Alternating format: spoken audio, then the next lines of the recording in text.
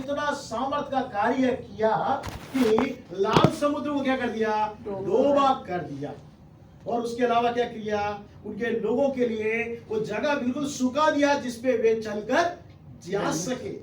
और उसके बाद जो उसके शत्रु लोग उसके पीछे आए तो परमेश्वर ने क्या किया, उनको उसी लाल समुद्र में डुबा के मार दिया। तो परमेश्वर सामर्थी परमेश्वर है, युद्ध में पराक्रमी परमेश्वर है। उस सामर्थी कार्य को लाल समुद्र के रूप में दो भाग किया और परमेश्वर ने युद्ध करने वाला परमेश्वर है, शत्रु के लिए वो युद्ध करता है जब हम चुप रहते हैं। हालेलुया। और आगे यहाँ पे हम देखते हैं, तब मूसा इस्राएलियों को लाल समुद्र के आगे ले गया और वे शूर नाम जंगल में आए। वे सूर नाम जंगल में आए और जंगल में जाते हुए 3 दिन तक पानी का सोता ना मिला। 3 दिन तक पानी का सोता ना मिला। फिर मारा नामक एक स्थान पर पहुँचे। वहाँ का पानी खारा था। उसे वे ना पी सके। इस कारण उस स्थान का नाम मारा पड़ा। इस कारण उस स्थान का नाम क्या पड़ गया, मारा। अब उन लोग वो लाल समुद्र से पार होकर वो सूर नाम जंगल की ओर आगे जाते गए और 3 दिन तक उन्हें क्या नहीं मिला, पानी का सोता नहीं मिला। पीने के लिए क्या नहीं मिला, जब हमें पीने के लिए पानी नहीं मिलता तो हमारा क्या होता है, गला सूखने लगता है। हमें पानी की चाहत होती कि हम पानी पिए करके, प्लेंटी ऑफ वाटर हमें पीने की इच्छा होती है। अभी ठंड का समय हम लोग पानी कम पीते हैं, लेकिन जब गर्मी का समय रहता है तो क्या होता है, तो बहुत पानी हम लोग पीते हैं। और ये जो स्थान है वो ऐसा ही स्थान है, मरुस्थल टाइप का स्थान है। वहां पर जब वो गए तो उनको मुंह सब सूख गया और उनको पानी नहीं मिला, पानी का सोता नहीं मिला। प्रतिदिन की जरूरतें क्या है, पानी, खाना, कपड़ा, मकान। अगर हमको नहीं मिलेगा तो हम लोग को क्या हो जाएगा, बहुत निराश हो जाएंगे, उदास हो जाएंगे, कष्ट होगा, तकलीफ होगा। और यहाँ पर एक समस्या इनके पास आ गया, इस्राएलियों के पास, उनको पानी नहीं मिला, पानी का सोता कुछ भी नहीं मिला। और लेकिन जब वे आगे गए, एक स्थान है मारा करके स्थान में पहुंचे तो उनको कैसा पानी मिला, खारा पानी, जिसको ना तो हम पी सकते हैं ना वे पी सकते हैं, वो खारा पानी मिला। और आगे देखिए, पढ़िए 24। तब वे यह कहकर मूसा के विरुद्ध बकबक करने लगे। फिर वे कहकर मूसा के विरुद्ध क्या करने लगे, बक करने लगे। हम क्या पिए। उन लोग क्या कहने लगे, पानी तो मिल गया हमको, लेकिन कैसा पानी मिला, खारा पानी मिला। खारा पानी मिला तो उन लोग क्या करने लगे, चुपचाप नहीं रहे, उन लोग क्या करने लगे, बक करने लगे। किससे बकबक कर रहे हैं, जो परमेश्वर ने अपने सेवक को बुलाया और जो नेतृत्व करके समुद्र को दो भाग करके लेके आ रहा है, इतना बड़ा काम किया। और मूसा के द्वारा परमेश्वर ने बहुत अद्भुत कार्य करवाया, लेकिन उसी सेवक के विरोध में क्या करने लगे, बक करना शुरू कर दे, क्योंकि उनको नहीं मिलने, क्या नहीं मिला, पानी नहीं मिला। और जो पानी मिला वो भी क्या मिला, खारा। अगर हमारे जीवन में भी कड़वाहट हमारे अंदर में आता है तो हम लोग क्या करने लगते हैं, चुप नहीं रह सकते। चुप रहते हैं हम लोग, चुप ही नहीं रह सकते। जब हमारे अंदर में कड़वाहट आ जाता है तो यहाँ पर भी क्या हो गया, वो उनके अंदर में बिटरनेस आ गया। वो पानी इतना मतलब खारा था, और वो मारा का अर्थ है कड़वा पानी। कैसा पानी है, कड़वा पानी। तो हमारे जीवन में भी जो कड़वाहट आने लगती है, खारापन आने लगता है, तो कड़वाहट में हम लोग क्या करने लगते हैं, चुप रहने की जगह हम लोग क्या करना शुरू कर देते हैं, बक करना शुरू कर देते। सेवकों के ऊपर में बक करने लगते हैं। तुम लोग क्या प्रार्थना करते हैं, क्या सेवा करते हैं, क्या कार्य करते हो, हमारे जीवन में कुछ भी आशीष नहीं है, कोई भी छुटकारा नहीं, कोई भी चमत्कार नहीं हो रहा, कोई भी अद्भुत काम नहीं हो रहा। और सर्वशक्तिमान परमेश्वर के विरोध में भी क्या लगाने जाते हैं, दोष लगाना। बाइबल में हम पढ़ते हैं मेरे प्रियो, एक स्त्री के बारे में पढ़ते हैं। अगर हम निकालेंगे रूत की किताब, अगर हम निकाल लेते हैं रूत की किताब, पहला अध्याय 20वां पद, वहां पे एक स्त्री के बारे में उल्लेख किया गया है। उस स्त्री का नाम क्या है, नगोमी है। स्त्री का नाम क्या है? नगोमी। नगोमी। नगोमी का जो अर्थ है मनोहर, क्या है उसका अर्थ? क्या है? मनोहर है। तो वो मनोहर रहनी चाहिए थी, लेकिन यहाँ पे रूत पहली किताब, रूत की किताब पहला अध्याय 20वां पद, रूत चैप्टर 1 वर्स 20, कोई एक जन पढ़िए। उसने उनसे कहा, उसने उन स्त्रियों से कहा, मुझे नाओमी ना कहो, मुझे नाओमी ना कहो। क्या बोल रही है? मुझे मनोहर मत कहो, नगोमी मत कहो, क्योंकि उसका अर्थ है मनोहर। वो मत कहो। क्या कह रही है? मुझे मारा कहो, मुझे मारा कहो, क्योंकि क्या हो गया? मेरा जीवन पूरा कड़वा हो गया। कड़वापन हो गया, इसलिए मुझे क्या नहीं कहो? नाओमी मत कहो। नाओमी का अर्थ है मनोहर मत कहो। मुझे क्या कहो? मारा का मतलब है कड़वापन। मेरे जीवन में क्या हो गया है? ऐसा कड़वापन हो गया है, मैं दुखियारी हो गई हूँ, क्योंकि मैं पति और बच्चों के साथ मैं इस देश छोड़कर गई थी, और वहां से जब मैं आई हूँ तो खाली हाथ आई हूँ। मेरा पति भी नहीं है, मेरे बच्चे भी नहीं है। भरपूरी गई थी और अकेले आई तो निसंतान आई हो। कैसा मेरा अनुभव है। आगे पढ़िए, उसमें क्या लिखा है? क्योंकि सर्वशक्तिमान ने मुझको बड़ा दुख दिया है। मुझको बड़ा दुख दिया है। वो क्या कह रही है? सर्वशक्तिमान मतलब क्या? परमेश्वर, जो सर्वशक्तिमान परमेश्वर है, ऑलमाइटी गॉड है, उसने क्या कर दिया है? मुझे बड़ा दुख दिया। किसका कॉन्फेस है ये? नगोमी का कॉन्फेस। कभी कभी हमारे जीवन में जब दुख आता है, कष्ट आता है, परेशानी आता है, ट्रबल आता है, तो हम लोग क्या करने लगते हैं? अपने जीवन के ऊपर में दोष लगाना शुरू कर देते हैं और सर्वशक्तिमान परमेश्वर के विरुद्ध में बोलना शुरू। या यही बात हम रूत की किताब में हम पढ़ते हैं। नगोमी बोल रही है, ऐसी बात हम इजराइल के वहां पर इजरायली लोग भी कह रहे हैं कि बड़ा भग करने लगे, क्योंकि वो क्या मिल गया? खारा पानी मिल गया। मारा, उसने उसका नाम क्या रख दिया? मारा रख दिया, क्योंकि वो पानी जो है कड़वा था। अब आगे हम है फिर से पलटाएंगे निर्गम की किताब 15वां अध्याय 24 से फिर से पढ़ लेंगे।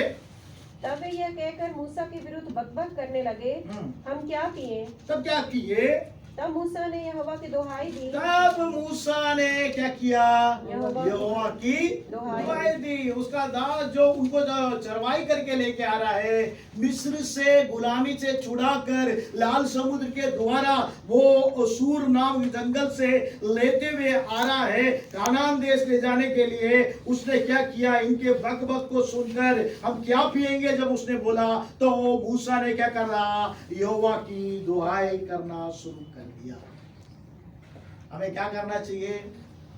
बग नहीं करना चाहिए, सर्वशक्तिमान के विरोध में दोष नहीं लगाना चाहिए। हम क्या करना चाहिए? प्रभु परमेश्वर के पास दुआई करना, प्रार्थना करना। मूसा ने जब सुना कंप्लेंट्स, क्या करा? वो भी कंप्लेंट नहीं करा, उसने क्या करने लगा? परमेश्वर के पास जाकर प्रार्थना करने लगा। अब जब हमारे जीवन में कड़वापन आने लगता है तो हमें क्या करना चाहिए? दोष नहीं लगाना है, दासों पर दोष नहीं लगाना है, सर्वशक्तिमान परमेश्वर पर दोष नहीं लगाना है। अपने ऊपर नगोमी ने से अपने ऊपर इल्जाम किया, वैसे भी नहीं कहना है, लेकिन क्या करना है? परमेश्वर की ओर देखकर क्या करना है? दुआई करना, ओ प्रार्थना करना, विनती करना शुरू कर देना है। आमीन। तभी परमेश्वर उस कड़वाहट को हमारे जीवन से, बिटरनेस को हमारे जीवन से वो दूर करेगा। आमीन, हालेलुया। वो बिटरनेस कैसे दूर होगा? हम बकबक करते रहेंगे और सर्वशक्तिमान के विरोध में बोलेंगे, सेवकों के विरोध में बोलेंगे, हमारे अंदर में जो बिटरनेस है वो हमारे अंदर से नहीं जाएगा। लेकिन प्रभु का कलाम यहाँ कहता है, उसने क्या किया? मूसा ने क्या किया? यहाँ लिखा है, यहोवा की दुआई दी। प्रभु एक रहस्य बताता है कि जब आपके जीवन में कड़वापन आ जाए और बिटरनेस आ जाए, आपके विपरीत में कार्य होने पाए, जो आप सोचते वो कार्य नहीं होने पाए, तो आपके अंदर में हमारे बिना बताए हमारे अंदर में बिटरनेस आ जाता है। लेकिन आपको और मुझको क्या करना है? हमें क्या करना है? परमेश्वर की दुहाई देना है, जैसे मूसा ने किया। तो क्या हो गया? पढ़िए आगे। और यहोवा ने उसे एक पौधा बतला दिया। एक पौधा बता दिया। रहस्य बताने वाला हमारा परमेश्वर है। उसने क्या कर दिया? परमेश्वर से दुआई दी, परमेश्वर से प्रार्थना किया, परमेश्वर से विनती किया, परमेश्वर ने क्या कर दिया? पौधा बतला। तुम लोग को मैं लाल समुद्र से पार करके लेके आया, कितना अद्भुत काम किया। तुम लोग सब नाश हो जाओ करके बोला क्या? नहीं बोला। लेकिन परमेश्वर ने क्या किया? वो कड़वाहट, वो बिटरनेस को हटाने के लिए पानी में से परमेश्वर ने क्या कर दिया? एक पौधा बता दिया। आमीन, हालेलुया। फिर उसने क्या किया? जिसे जब उसने पानी में डाला, तब वह पानी मीठा हो गया। वो पानी क्या हो गया? मीठा हो गया। अगर जब हमारे जीवन में प्रॉब्लम हो जाता है, हिंड्रेंस आ जाता है, ट्रबल आ जाता है, दुख आ जाता है और कड़वापन आ जाता है, परिस्थिति हमारे विपरीत में रहती है, तो उस समस्या का समाधान वही रहता है। समझ रहे मेरी बात को? जहाँ प्रॉब्लम है वहीं पर सॉल्यूशन है, जहाँ ट्रबल है वहीं पर सॉल्यूशन है। लेकिन आपको पता नहीं चलता है। यहाँ पे मूसा को भी पता नहीं चला कि सॉल्यूशन वहीं रखा हुआ है। बारह का पानी जहां पर है वहां पर ही पास में क्या है? पौधा है। लेकिन मूसा को नहीं मालूम, इस्राएल को नहीं मालूम। हमारे जीवन में भी ऐसा होता है मेरे प्रियो। जहां हमारे जीवन में कड़वापन आने लगता है, बिटरनेस आने लगता है, तो हम लोग क्या करते हैं? इधर उधर देखते हैं। लेकिन हमारे पास में ही परमेश्वर क्या कर रखा हुआ है? उस प्रॉब्लम का, उस ट्रबल का, उस बिटरनेस का परमेश्वर ने वहीं पे सॉल्यूशन रखा है। आपकी और मेरी आंखें, हमारी आंखें खुलती नहीं है, वैसे ही मूसा की आंखें और इस्राएली लोगों की आंखें खुली नहीं। जब उन्होंने प्रार्थना किया, गुप्त बातों को प्रकट करने वाला परमेश्वर ने कहा, ये पौधा है, इसको उठा के क्या डाल दो? पानी में डालो। क्या हो जाएगा? मीठा हो जाएगा। और जब वो पौधा उठाकर पानी में डाला तो पानी क्या हो गया? मीठा हो गया। मेरे प्रिय, हमारा जीवन में भी जो कड़वापन है, बिटरनेस है, उसको परमेश्वर कहीं दूर रखा नहीं है सॉल्यूशन, वो पास में ही रखा है। Hallelujah, thank you dad. हमने रूत की किताब में पढ़ा, वहां पर पहले अध्याय के 20वें पद में पढ़ा, वहां पे नगोमी कहती है उसके जीवन में ये क्या आ गया? बिटरनेस आ गया, कड़वापन आ गया। कुछ नहीं है, अब कुछ नहीं हो सकता, मैं तो बूढ़ी हो गई हूं, मेरा कुछ संतान नहीं है, कुछ नहीं हो सकता। लेकिन परमेश्वर ने उसके पास ही क्या रखा था? सॉल्यूशन रखा था। पढ़िएगा, रूत की किताब में आ जाएंगे फिर से, 4वां अध्याय 14 पद से 17 पद तक हम पढ़ेंगे। रूत की किताब 4वां अध्याय 14 से लेकर 17 पद तक। तब स्त्रियों ने नहोमी से कहा, यहोवा धन्य है। यहोवा क्या है? धन्य है। उसने सर्वशक्तिमान के ऊपर दोष लगाया, उसने कड़वा कर दिया। लेकिन स्त्रियां क्या बोल रही है? नहोमी से क्या कह रही है कि यहोवा कौन है? धन्य है। जिसने तुझे आज छुड़ाने वाले कुटुंबी के बिना नहीं छोड़ा। जिसने तुझे आज छुड़ाने वाले कुटुंबी के बिना नहीं छोड़ा। इस्राएल में इसका बड़ा नाम हो। इस्राएल में इसका बड़ा नाम हो। और यह तेरे जी में जी ले आने वाला। और यह तेरे जी में जी ले आने वाला। और तेरा बुढ़ापे में पालने वाला हो। तेरे बुढ़ापे में पालने वाला हो। क्योंकि तेरी बहू जो तुझसे प्रेम रखती और 7 बेटों से भी तेरे लिए श्रेष्ठ है। 7 बेटों से भी तेरे लिए श्रेष्ठ है। उसी का यह बेटा है। उसके बगल में, नगोमी के बगल में ही परमेश्वर ने एक सॉल्यूशन रखा था। नगोमी नहीं जानती थी। आपके पास में ये सॉल्यूशन है प्रॉब्लम का, ट्रबल का, कड़वापन का, बिटरनेस का, आपके बगल में ही सॉल्यूशन है। लेकिन आप जान नहीं पाते। जैसे मूसा नहीं जाना, इस्राएली नहीं जाने, ये नगोमी भी नहीं जान रही है। उसके पास में कौन है? रूत है। सॉल्यूशन कौन है? रूत है। बगल में ही सॉल्यूशन है। वो कह यहाँ पे क्या वो स्त्रियां कह रही है कि तेरी बहू जो तुझसे प्रेम रखती है, किसकी बहू? नगोमी की। किससे प्रेम रखती है? नगोमी से प्रेम रखती है, और 7 बेटों से भी अधिक तेरे लिए। कितना सौभाग्यशाली है नगोमी। आज ऐसा बहू मिलता है? नहीं मिलता है, मुझे नहीं मालूम, मिलता भी होगा, लेकिन हो सकता है सास पहचानती नहीं होगी, है ना? ये भी पहचानी नहीं। वो कह रही है, स्त्रियां कह रही है कि तेरे जो बहू है जो तुझसे प्रेम रखती है, 7 बेटों से भी अधिक क्या है? श्रेष्ठ। 7 बेटे भी होते ना, इतना श्रेष्ठ नहीं होता। सॉल्यूशन तेरे पास ही है, तेरे पास ही परमेश्वर ने रखा है। तू सर्वशक्तिमान के विरोध में क्या कर रही है? इल्जाम कर रही है कि उसने मुझे क्या कर दिया? कड़वापन का व्यवहार किया मेरे साथ। अब वो क्या बोल रही है? और उसी का ये बेटा है जो तेरे इस बुजुर्ग स्थान में क्या करेगा?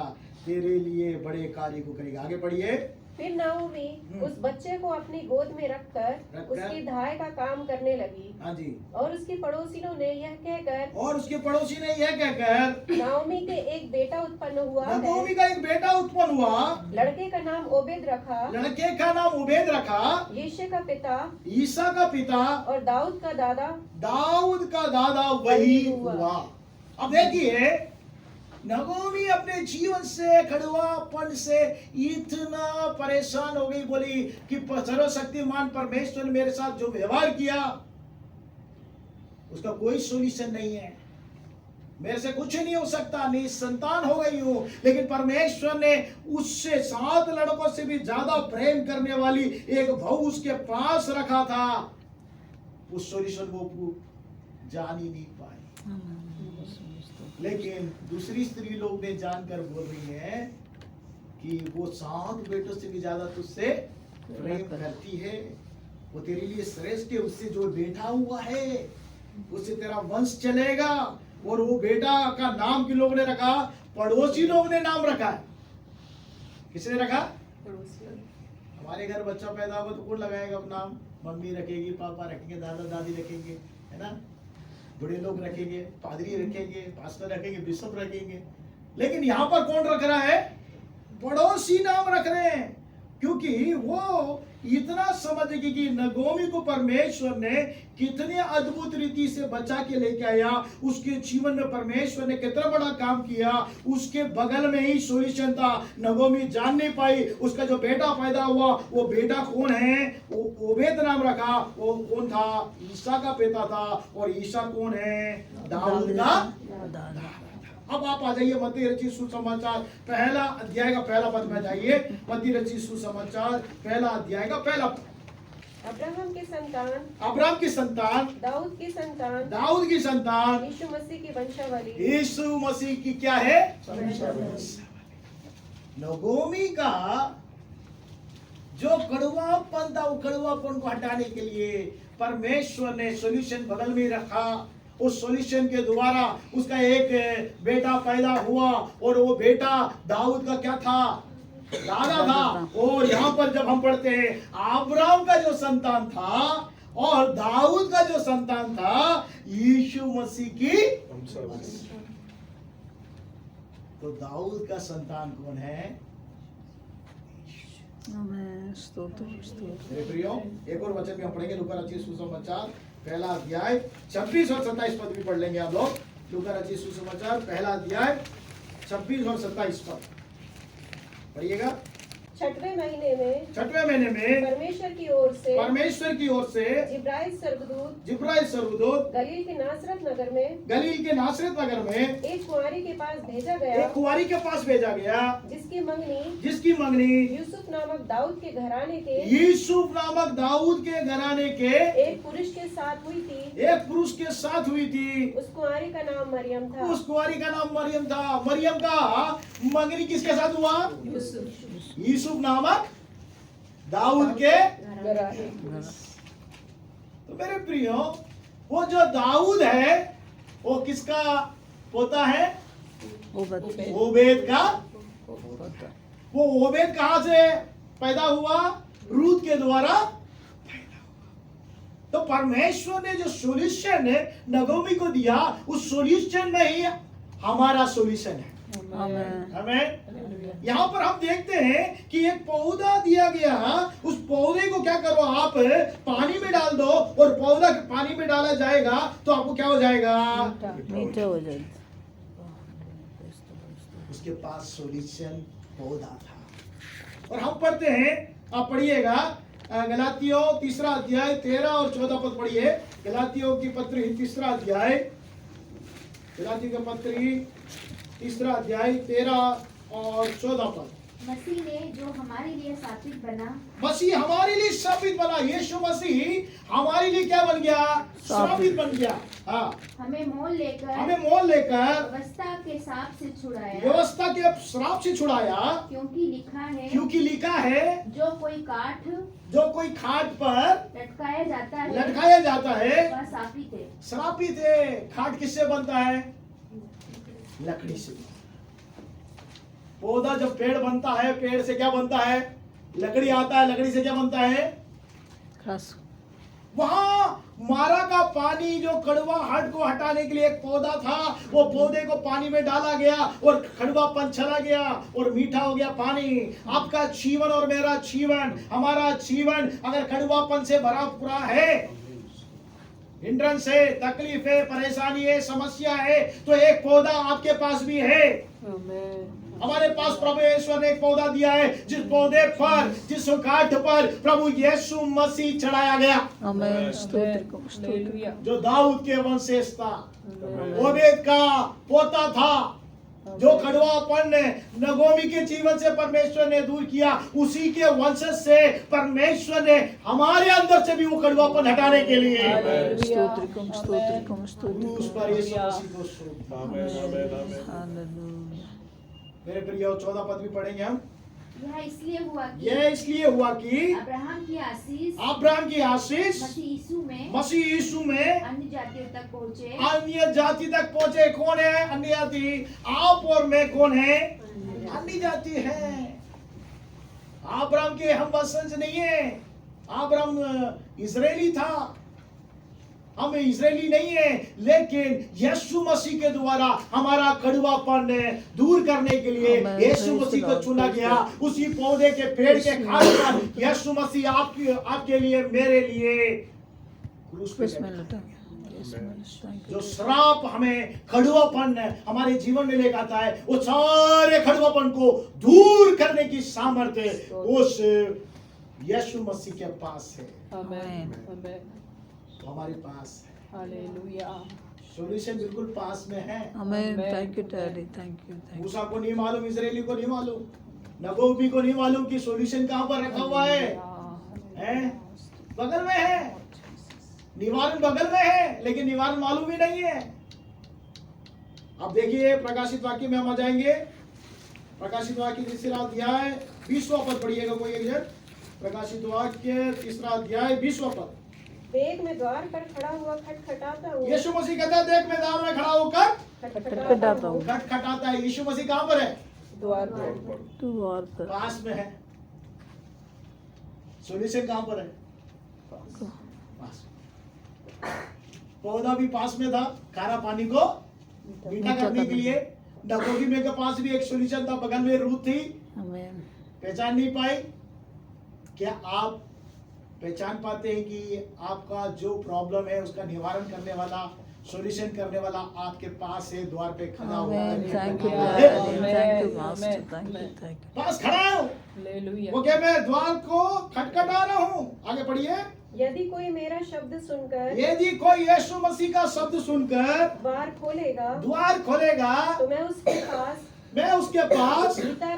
भीतर आकर उसके साथ भोजन करूंगा और वह मेरे साथ। वो यीशु मसीह कहता है, तेरा जितना भी कड़वापन है, बिटरनेस है, कड़वापन है, तकलीफ है, परेशानी है, दिक्कतें हैं, ट्रबल्स है, वो सबको दूर करने के लिए कहीं और सॉल्यूशन नहीं है। तेरे नजदीक में, तेरे हृदय के द्वार को यीशु मसीह खटखटा रहा है। यदि तू सुन रहा है, सुन रही है, तू द्वार खोलेगी तो मैं तेरे भीतर आऊंगा।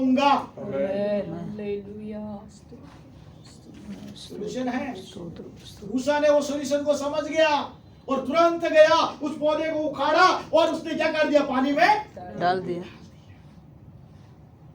हमारे पास भी सॉल्यूशन है। यीशु मसीह आके द्वार में खटखटा रहा है, हृदय की द्वार को खटखटा रहा है। सॉल्यूशन आपके पास है, कहीं दूर जाके ढूंढने की जरूरत नहीं नहीं है। समस्या का समाधान, परेशानी, दिक्कत, तकलीफ, बीमारी, कर्जा, सबसे मुक्त करने वाला यीशु मसीह आपके नजदीक में निवारण करने वाला आपके नजदीक में खड़ा है। आमेन, स्तोत्र। आप उसकी आवाज को सुनिए, उसके द्वार को खोलिए। उसमें लिखा है कि मैं उसके पास भीतर आऊंगा। कहाँ आएगा यीशु मसीह? भीतर आएगा। जब वो भीतर आएगा तो क्या लिखा है? उसके साथ भोजन करूंगा। किसके साथ? अगर दुख, तकलीफ और कष्ट में अगर हम हैं, परेशानी में हैं, भोजन हमारा उतरेगा क्या? बोलिए ना, उतरेगा? नहीं उतरेगा। लेकिन जब हमारा कष्ट, दिक्कत, परेशानी सब का निवारण हो जाता है तो क्या होता है? एक आनंद से भर जाते हैं। तो जब हम आनंद से भर जाते हैं तो क्या करते हैं? एक बड़ा दावत बनाते हैं। आमेन। लोगों को बुलाते, आओ मेरे साथ क्या करो, आनंद करो, मेरे साथ क्या करो, दावत खाओ। प्रभु यीशु मसीह कह रहा है, तुम्हारा सारा दुख को दूर कर दूंगा, तुम्हें आनंद से भर दूंगा, तुम्हें शांति से भर दूंगा और तुम्हारे साथ बैठकर क्या करूंगा? दावत करूंगा। तुम मेरे साथ दावत करोगे, मैं तुम्हारे साथ। आमेन, हालेलुया। निवारण करने वाला यीशु मसीह हमारे ही पास में है। आमेन, स्तोत्र, स्तोत्र। सॉल्यूशन देने वाला यीशु मसीह हमारे पास में है। अगर हम उसको जान लेते हैं, उसको बुलाते हैं कि प्रभु यीशु मसीह आप आ जाइए, मेरा सारा ट्रबल, मेरा सारा हिंड्रेंस, मेरी सारी बीमारी, मेरी सारी तकलीफ को आप दूर करिए। जब हम बिलीव करके, विश्वास कर कर उसको दुहाई देकर बुलाते हैं तो हमारे अंदर में आता सारे वो कड़वापन को हमारे जीवन से दूर कर देता है। मेरे प्रियो, उसको क्या करना है? हमें बुलाना है, क्योंकि उसने सब कुछ कर दिया। पहला पत्र हम निकालेंगे, दूसरा अध्याय हम निकाल लेंगे, 24वां पद भी पढ़ लेंगे। पहला पत्र दूसरा अध्याय 24वां पद पढ़िएगा।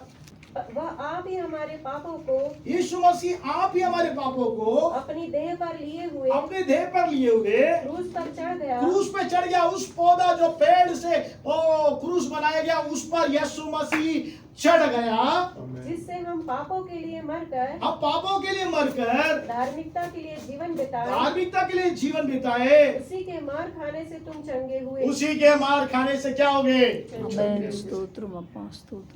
बीमार हैं, श्राप में हैं, तंगी में हैं, तकलीफ में हैं, कष्ट में हैं, कड़वाहट में हैं, किसी भी परिस्थिति में आप क्यों ना रहे, लेकिन यीशु मसीह उस सब कार्यों का समाधान करने वाला है। यहाँ पे लिखा है कि उसके मार खाने से आप क्या हो गए? चंगे हुआ। लेकिन आपको ईमानदारी से एक काम करना है, जो नीति वचन लिखता है, पढ़िएगा नीति वचन 28 का 13 पद पढ़िएगा। 28 का 13 पद। जो अपने अपराध छिपा रखता है, जो अपने अपराध छिपाए रखता है, उसका कार्य सफल नहीं होता। कार्य सफल नहीं होता है। क्या करना है? अपराध को अगर आप छिपा के रखेंगे, यीशु मसीह के सामने प्रकट नहीं करेंगे, तो आपके कार्य क्या नहीं होगा? सफल नहीं होगा। आगे लिखा है, पढ़िए। परंतु जो उनको मान लेता, जो मान लेता है कि मैंने अपराध किया है, प्रभु जी मेरे अंदर में कड़वाहट है, मेरे अंदर में तकलीफ है, कष्ट है, बीमारी है, क्लेश है, उसको मान लेता है और छोड़ भी देता है, और उसको छोड़ भी देता है प्रभु के पास में, उस पर दया की जाएगी। उस पर क्या किया जाएगा? दया किया जाएगा। वो प्रभु के पास छोड़ना है। आपका कड़वापन को, आपके तकलीफ को, कष्ट को, बीमारी को सब प्रभु के पास छोड़ना है, क्योंकि प्रभु यीशु मसीह ने आपके कड़वाहट को हटाने के लिए उस पेड़ पर, उस खाट पर चढ़ाया गया। शांति मिलता है, आनंद, और उसके साथ मिलकर हम दावत कर सकते हैं। आमेन। जब मीठा पानी हो गया तो कितना खुश हो गए होंगे इसलिए लोग, और मीठा पानी खूब पी रहे होंगे, प्लेंटी ऑफ वाटर पी रहे होंगे, क्योंकि 3 दिन से उनको क्या नहीं मिला था? पानी नहीं मिला। कितना पानी पिएंगे, कितना आनंद किए होंगे, कितना डबली लेके नाच रहे होंगे। जैसे लाल समुद्र जब पार किए तो मरियम और स्त्री लोग ने क्या किया? डबली और जांजरी लेकर नाचना शुरू कर दिया और परमेश्वर का धन्यवाद करना शुरू कर दिया।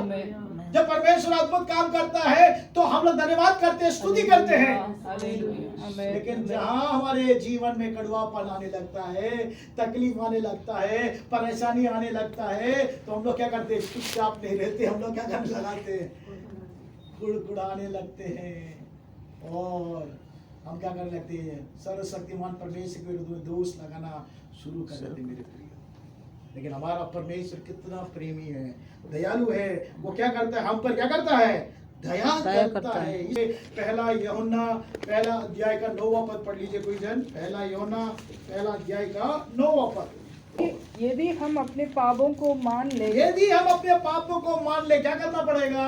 तो यदि वहां पे लिखा, यदि हम अपने पापों को मान ले। हम भी क्या करते नहीं है? अपने पापों को मानते नहीं। आमेन। प्रॉब्लम तो यही है। क्यों हमारे जीवन से कड़वाहट पर नहीं जा रहा है? क्यों तकलीफ नहीं जा रहा है?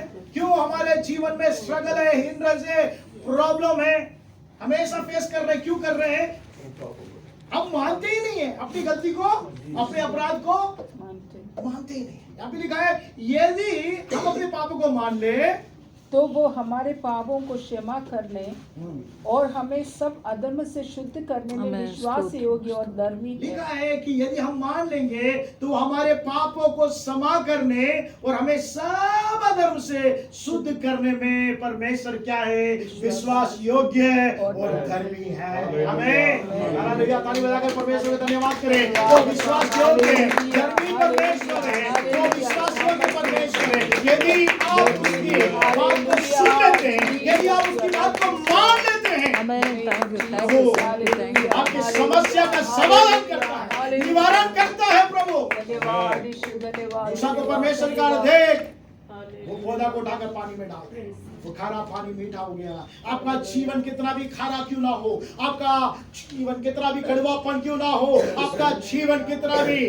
तकलीफदायक क्यों ना हो, कितना भी बीमारी रोग क्यों ना हो, कितने भी श्राप से आप पीड़ित क्यों ना हो, लेकिन अगर आप यीशु मसीह की बात को मानकर उस पर विश्वास कर अपने हृदय को प्रभु यीशु मसीह के लिए खोलते हैं और सब कुछ उसके हाथ में समर्पित करते हैं, मान लेते हैं, तो प्रभु परमेश्वर विश्वास योग्य धर्मी है, आपको छुड़ाने के लिए सामर्थ्य है, आशीषित करने के लिए हालेलुया। आइए हम अपने सामने खड़े उस महान सर्वशक्तिमान परमेश्वर हम अपने जीवन को समर्पित। ये देखो, मैं द्वार में खड़े हुए खटखटाता हूँ, समस्या का समाधान आपके हृदय के द्वार पर खड़ा है। ये आप जानते हैं, हृदय के द्वार पर यीशु मसीह खड़ा हुआ है, खटखटा रहा है। समाधान वहीं पर है मेरे प्रियो, सोल्यूशन आप ही के पास है। नगोमी को मालूम नहीं, सोल्यूशन मेरे पास ही रखा हुआ है। वो उसका जीवन कड़वाहट से भर गया, वो सर्वशक्तिमान के विरोध में बोलने शुरू कर दिया। लेकिन उसके आसपास रहने वाली स्त्रियां कहने लगी, तू परमेश्वर यहोवा परमेश्वर को धन्य है, क्योंकि तेरी जो बहू है 7 बेटों से सर्वश्रेष्ठ है। बेटे के द्वारा तेरा वंश चलेगा। बेटा का नाम उसके अड़ोस पड़ोस वालों ने रखा। मेरे प्रिय परमेश्वर कितना महान परमेश्वर है, सोल्यूशन हमारे पास में ही रखता है। इस्राएलियों को मालूम नहीं, मूसा को मालूम नहीं, उस खारा पानी जो मारा का पानी इतना खड़ुआ है, उसके पास ही एक पौधा है, नहीं मालूम।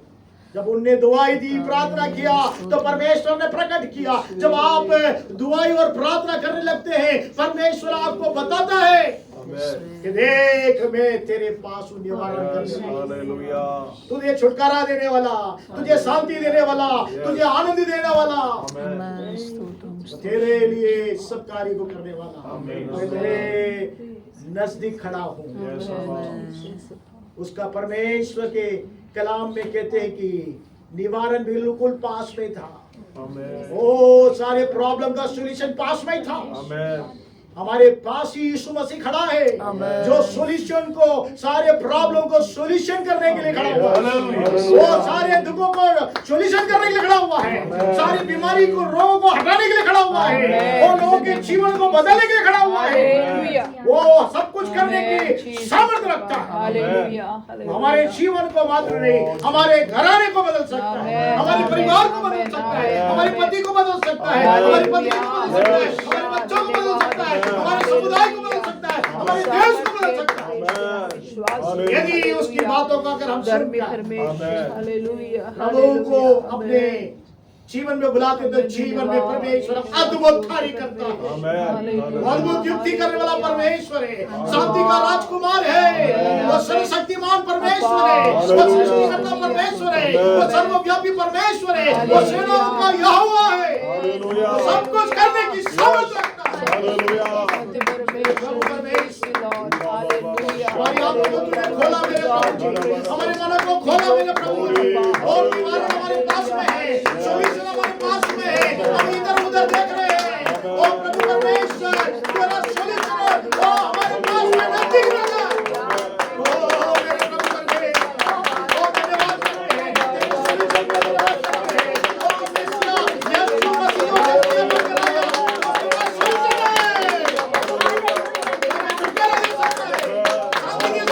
तेरा